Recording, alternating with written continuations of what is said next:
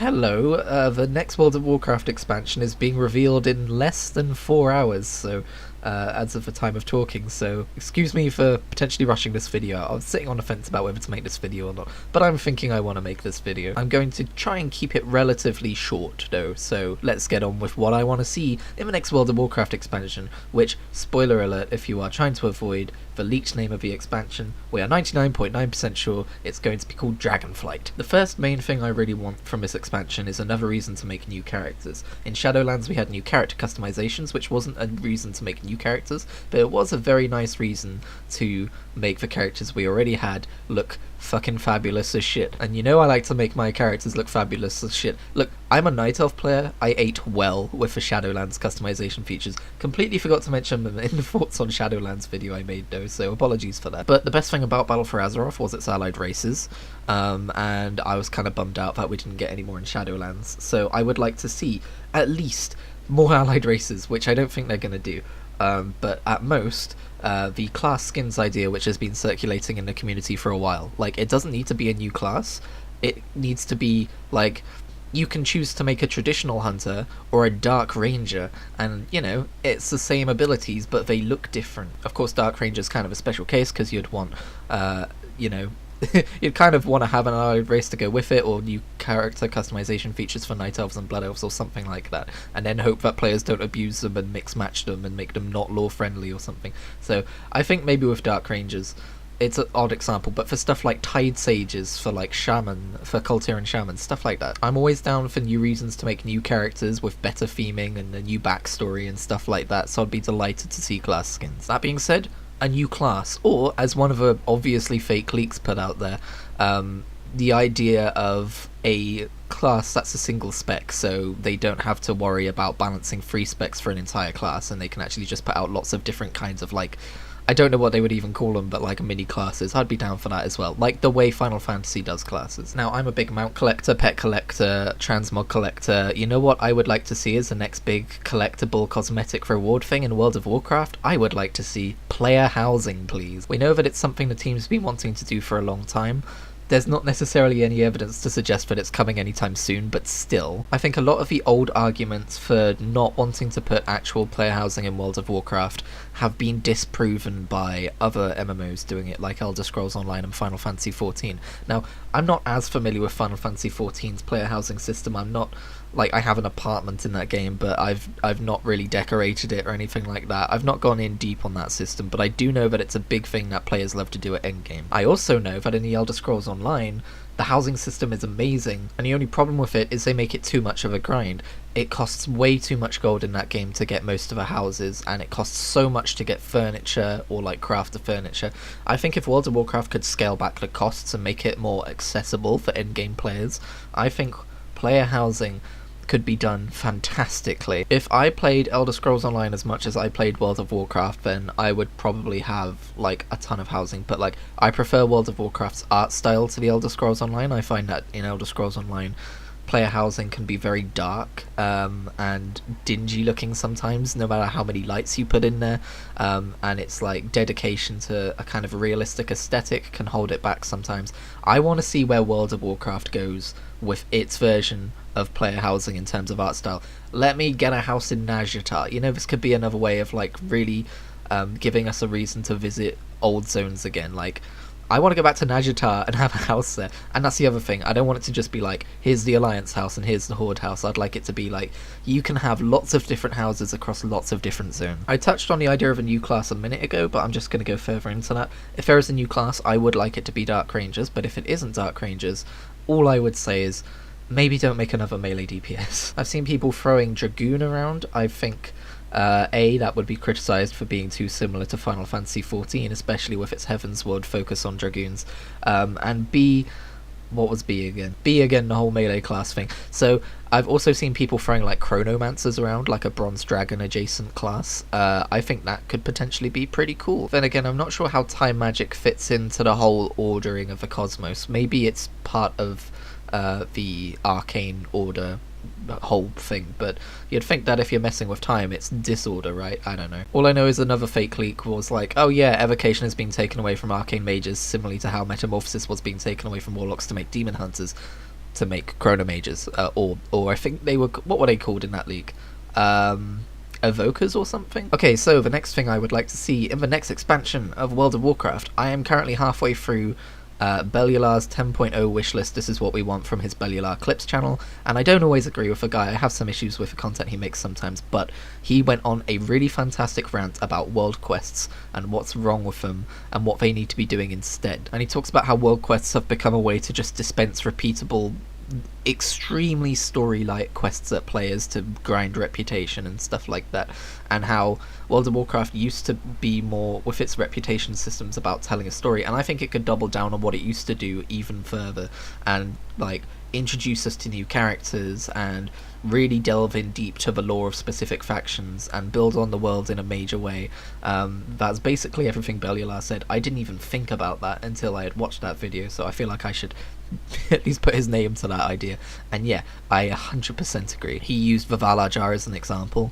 Like, what if the Valar Jar were more than just the people we went and handed in like reputation and paragon chests from? Like, what if we actually got to know some of the key players in the Valar Jar faction and stuff like that, and how they felt, why they felt how they felt, you know, why they did what they did, what life was like in Stormheim. You could really get on a nice kind of like, not like we're trying to save the fate of a Cosmos level of storytelling with it, while at the same time still giving the player the freaking upgrades and everything they want, and the cosmetics and all of that good stuff. I guess we don't really have that problem with Shadowlands, given that the factions were tied to the Covenants and we got lots of lore from the Covenants in Shadowlands, but it was definitely a problem in BFA and Legion. I should probably at least say where we're probably going. It's probably the Dragon Isles, but what I like to kind of put out there sometimes is, you know, we know that it's called Dragonflight. We know it's based around, like, there's key art. Well, we probably know there's key art of, like, Alex Straza, the Lifebinder, so it's going to be about our dragons that we know about, but that doesn't necessarily have to mean we're going to Dragon Isles. I mean, it probably does, but, like, what if we end up going somewhere else and we deal with stuff with the dragons there? Also, isn't there that dragon in space or something? One of the dragons left to go to space.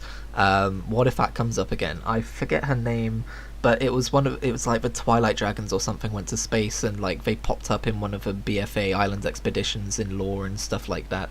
I mean, if it's a dragon-based expansion, maybe we'll be chasing that breadcrumb, at least in one of the patches. Let's go to space. I like space. It doesn't have to be like a realm of death or something. And I'll put this out there as well. A lot of people I'm seeing at the minute are like, oh, please take us back to Azeroth, give us a more, you know, grounded story, you know. But like, it always goes wrong when you try and make it cosmological and on a grand scale and things, but I disagree. As I mentioned in my thoughts on Shadowlands video, I had a lot of love for the zones in Shadowlands. I don't think it was a fantastic expansion by any means. It had a lot of its issues, which we all know about, but I tend to get way more bored in Azeroth-centric zones. Like, Battle for Azeroth, oh my god, Kulturas.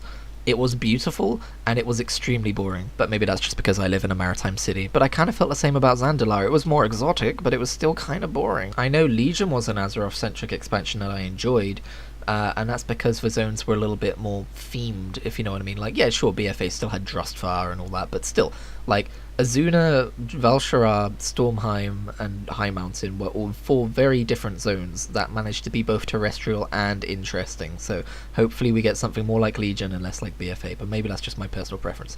I did like Vol'dun.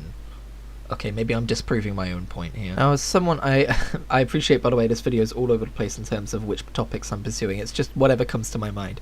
In terms of gearing and stuff like that, and are we going to need another infinitely grindable, like, artifact power thing? I've never been a huge fan of this system, even in its first iteration. Artifact weapons were probably the most interesting iteration of this system in my opinion. The Heart of Azeroth was probably the worst, and the Covenant Sanctums had all sorts of issues, primarily because they used the same currency, at least in 9.0, for both gear upgrades and cosmetics and sanctum upgrades, and we didn't get enough of it, and it was a massive grind. So I guess what I'm saying is, if they're going to do another system like that, try to gear it more towards people who don't clear out every world quest on the map every week and do every raid every week, and just like gear it more towards the players who like generally just do a few things every week, because I don't think I have ever seriously dedicated myself to these systems since they were introduced in Legion. If you're gonna make aspect power tied to both cosmetics and player power, don't do one or the other.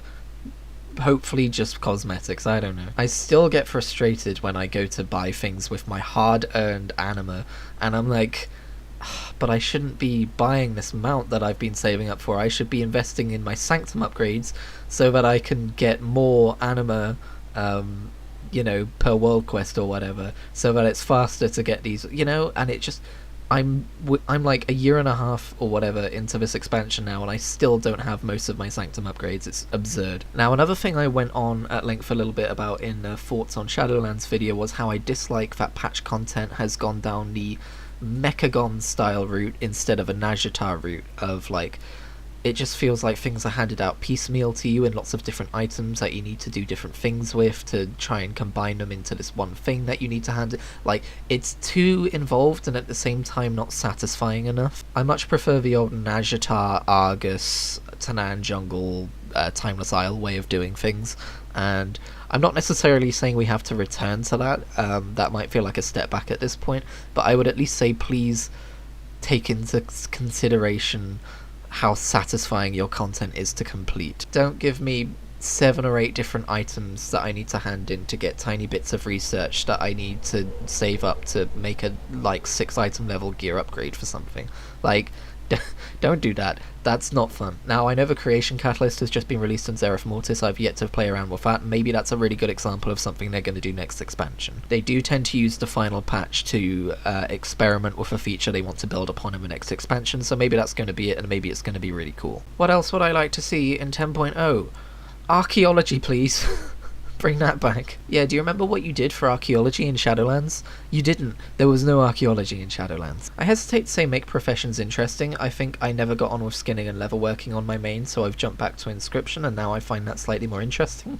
Maybe it was just I was in the wrong profession. But definitely bring archaeology back, though. A lot of people, when they talk about 10.0, also tend to throw in something to do with time walking, and I agree.